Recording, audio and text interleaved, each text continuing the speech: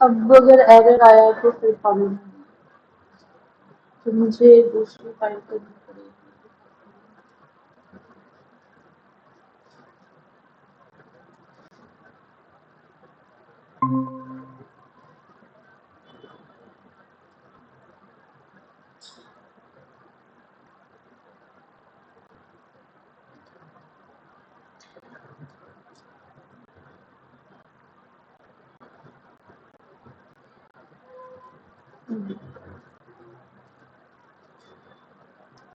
At least error तो निकला लाया, और ये सेकंड फाइल में मेरा डेटा राइट हो गया। मतलब ड्यूरिंग द कोड जब लिखोगे तो उसी टाइम तुम्हारा कोड चलना चाहिए।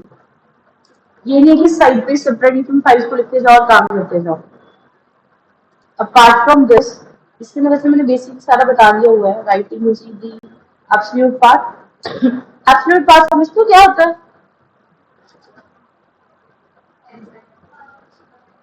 पूरा पाथ, पूरी डायरेक्टरी का पाथ, किस ड्राइव में है, यूजर्स में है, किस किस फोल्डर में है, लास्ट में क्या होता है, फाइल का नाम होता है। तो ये जो पूरा पाथ होता है इसको एब्सोल्यूट पाथ कहा जाता है।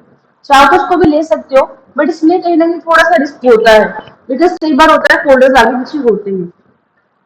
सो बेटर यही है, एक ही जगह अपना सारा काम रखो।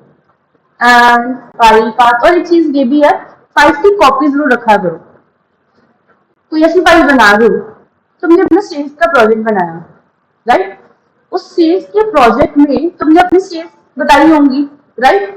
व्हाट इफ यू सेल्स को कोई भी राइट कर सकता है, हमने रिस्ट्रिक्शन में डाली नहीं है। अगर प्राइवेट रखोगे तो भी तुम्हें पता ही है, जिसको पाइथन आती होगी वो एक्सेस कर सकता है बड़े आराम से, कोई प्रॉब्लम वाली बात नहीं होगी। द क्वेश्चन इज कि अगर तुमने उसकी कोई कॉपी जनरेट करके रखी होगी तो तुम्हारी किसी और जगह फाइल बड़ी को तुम बैकअप कर सकते हो। चेंज क्या करना पड़ेगा, फाइल का नाम और पाथ चेंज करना पड़ेगा। तो हमेशा उसका बैकअप रखा करो। ये प्रोजेक्ट्स में ये चीज होती है। जैसे मान लो तुमने मेरे से कोई प्रोजेक्ट मांगा, मैंने क्या किया, एक प्रोजेक्ट की कॉपी बना के रखी, जैसे कि हम यूजुअली करते हैं पिन ड्राइव और ऑल। तो उसमें मुझे कॉपी बना के रखनी पड़ेगी उन सारी सिनॉप्सिस की जो तुम्हें चाहिए होंगी। अगर एक सिनॉप्सिस मेरे पास बनी हुई, मान लो मैंने डॉक्टर होटल मैनेजमेंट का कोई प्रोजेक्ट बनाया, तो अगर मैं एक सिनॉप्सिस रखूं होटल की, मैं सबको बांट दूं ओरिजिनल वाली, तो डिस्ट्रॉय भी तो हो सकती है। कॉपी जनरेट करके रख लो तो मैं सारे बच्चों को दे सकती हूँ, और बच्चों ने क्या करना होगा, सिर्फ अपना नाम चेंज करना होगा। Clear with all? सो इसके अलावा ये सारे रीड एंड राइट ऑपरेशंस मैंने दे दी तुम लोगों को, कि फाइल्स को क्रिएट कैसे करना है, क्या क्या उसके अंदर लिख सकते हैं। बेसिकली ये तीन चीजें ही होती है, ओपन कैसे करना है, क्लोज कैसे करना है। अगर ओपन किया है मतलब क्रिएट किया है, तो क्लोज तो फॉर श्योर करना ही करना है। अगर क्लोज नहीं करोगे तो फाइल करप्ट हो सकती है और तुम्हारा शायद कोड ना भी चले। सो ये इसके अंदर ये टास्क भी होगा। अपार्ट फ्रॉम दिस, ये एक एक फाइल्स का मैंने लिंक भी दे दिया हुआ है। बेसिक पाइथन प्रोग्रामिंग तुम्हारा इतना ही था। जो पीडीएफ दिया हुआ है उसमें भी लिमिटेड ही मैंने लिखा हुआ है, ज्यादा कुछ नहीं लिखा हुआ बेसिक लेवल का। अगर तुम्हें ज्यादा चीजों को रीड करना है तो मैंने एक्स्ट्रा रेफरेंसेस दे दी है, जिसमें कहीं ना कहीं पॉइंटर्स का कंसेप्ट भी आएगा। थोड़ा वो एडवांस में हो जाता है, एडवांस पाइथन में हो जाता है। बट मैं रेकमेंड करूंगी तुम इन चीजों को पढ़ो, कैसे देखो कि कैसे रिमूव किया जाता है फाइलों को, क्या है जिस फाइल का नाम ही तो है, ऑपरेटिंग सिस्टम को इम्पोर्ट करके देखो। ये तुम्हें एडिशनल पाइथन की लाइब्रेरीज में चीजें मिलेंगी। क्लियर हुआ सबको? ये मैंने रेफरेंस तुम्हें दे दी है, अगर तुम्हें देख लेना मंडे तक सारी चीजों को पढ़ लेना। किसी चीज में डाउट आता है तुम नेक्स्ट वीक तक मेरे को बता सकते हो, ठीक है जी? इसके अलावा तुम्हारे पास नेक्स्ट चीज बच जाती है GUI and commercial manuals.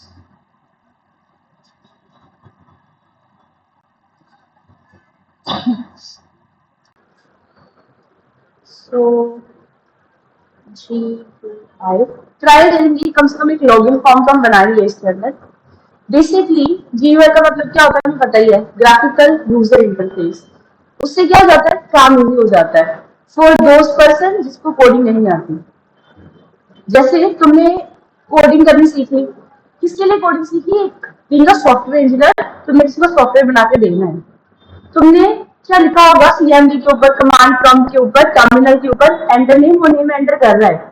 What इसकी वही सारी चीजें GUI प्लस तुम्हारा कोड इंटीग्रेट करके एक प्रॉपर सॉफ्टवेयर में डेवलप कर सको। This is what the power that GUI does. ठीक है? अब इसके अंदर क्या है, देखो तुम्हें GUI के लिए बहुत सारी लाइब्रेरीज मिल जाएंगी, तो भी ट्रांसपेरेंट ये सारी लाइब्रेरीज होती हैं, एग्जिस्ट करती हैं। जिस लेवल में तुम लोग हो उसके लिए टिंकर बेस्ट है। और ये मैंने टिंकर की सारी लाइब्रेरीज दी हुई है। Tkinter is like T K inter भी कहते हैं और टी इंटर भी कहते हैं, but majority it is known as T K inter. T K inter not such as a full form as exist, but ये बनाई हुई है लाइब्रेरी, लाइब्रेरी का नाम है GUI को मेंटेन करने के लिए। और T K inter is the main T K inter module. इसी मॉड्यूल को हम इंपोर्ट करेंगे और इसके अंदर जो मॉड्यूल्स है, फॉन्ट के लिए, मैसेज के लिए, फील्ड के लिए, कॉमन डायलॉग के लिए, कलर चूजर के लिए, कलर पिकर के लिए, TXT के लिए, हर चीज को हम इसके अंदर यूज करेंगे। सो हमें क्या करना पड़ेगा, पहले मॉड्यूल को इंपोर्ट कराना पड़ेगा। Create a GUI application, main window, एक विंडो बनानी पड़ती है जहां पे आपने ये सारी चीजों को इम्प्लीमेंट करना होता है। उस विंडो को होल्ड करने के लिए कुछ लूप लगानी पड़ती है, बट वो कोडिंग में नहीं होगा। And one or more of the above widgets of the GUI application enter the main event। कौन कौन से widgets होते हैं? फ्रंट एंड तो सबने देखा ही है। फ्रंट एंड में जब फॉर्म बनाना होता है तो क्या चीज होती है, यूजर नेम कुछ होता है, उसको बोलते हैं लेबल। फिर यूजर नेम के आगे अपना नेम डालते हो, उसको कहा जाता है फील्ड। ठीक है जी। फिर कुछ बटन होते हैं, कुछ होते हैं पुश बटन, कुछ होते हैं क्लिक बटन, कुछ होते हैं सबमिट बटन, कुछ होते हैं reset button, having their similar functionalities. इसके अलावा क्या हो जाती है, फंक्शनैलिटी एंड डिजाइनिंग। डिजाइनिंग आपकी खुद की हाथ में होती है, जिसका दिमाग जितना क्रिएटिव है वो उतना डाल सकता है। ये वो सारी लिस्ट है सारे टिंकर की विजेट्स की, जिससे आप एक फॉर्म बना सकते हो। फॉर एग्जाम्पल अगर मैं स्टैंडर्ड एट्रीब्यूट्स की बात करूं तो मेरे पास ये सारे स्टैंडर्ड एट्रीब्यूट्स है। एट्रीब्यूट्स का मतलब क्या होता है, क्या होता है एट्रीब्यूट्स का मतलब, क्या होता है एट्रीब्यूट्स? CSS में पढ़ के आए हो, SQL में पढ़ के आए हो, पाइथन में बहुत बार पढ़ा होगा, SQL या किसी भी चीज में, mainly in the programming language OOPS भी पढ़ ली है। एट्रीब्यूट्स क्या होते हैं?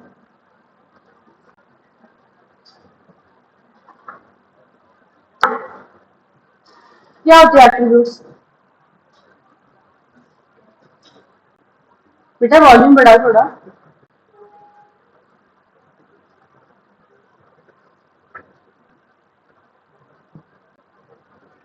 नहीं पता एट्रीब्यूट्स क्या होते हैं?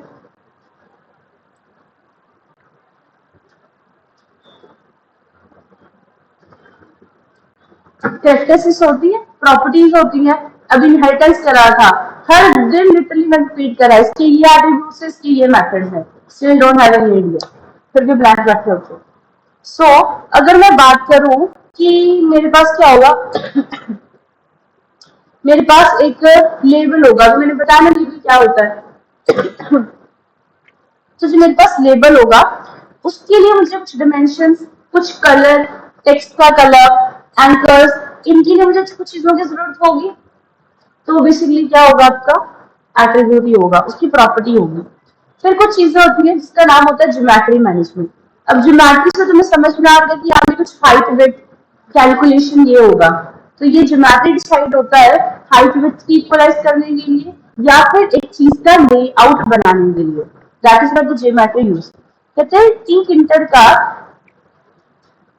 इंटर का जो विजेट है, access to specified geometry management method which organizes the method throughout the parent widget area, for example path, grid and place। तीन बेसिक मेथड्स होते हैं, path, grid and place। place को बाद में समझोगे, पहले path को समझो। manages the widgets in block। तुमने बटन बनाया, तुम्हारा बटन तब तक वर्क नहीं करेगा जब तक इसको विंडो में पाथ नहीं कर देते हो। सेकेंड चीज ग्रिड। तुमने कहा यहाँ पे, अगर सपोज मैं इसको ड्रॉ करके बताऊं, सपोज कि तुम इमेजिन कर रहे हो मेरे पास ये मैंने एक विंडो बना दी।